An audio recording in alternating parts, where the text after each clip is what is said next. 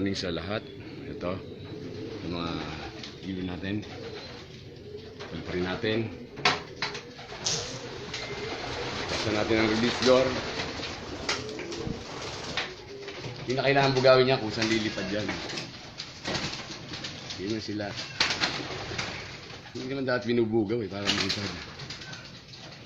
Lilipad ang ibon, lilipad yan. Pag mga healthy. Pero kung di healthy, yan.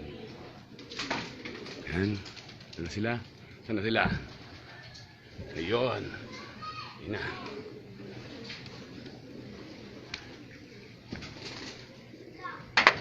Ito na. Ito sila. Ito natin. Nagdayon na kagad. Simpleng-simple ang pag-alaga ng ibon. Hindi kailangan bugawin para tumagal lipad. Good morning sa lahat.